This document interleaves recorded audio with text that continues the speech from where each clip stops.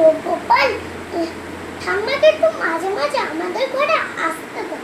কিন্তু ঠাম্মা না আসলে আহ, আসতে হবে ঠাকুর। তাহলে তাহলে হচ্ছে ঠাম্মার খিদে পেলে দিতে হবে তো ভাতগুলো। আমাদের বাবা সবসময় বকে, কিন্তু একটু মাঝে মাঝে আসতে আসতে বকে। কিন্তু কিন্তু ঠাম্মা যখন অপারেশন হয়েছে তো বাবা একটু মাঝে বুক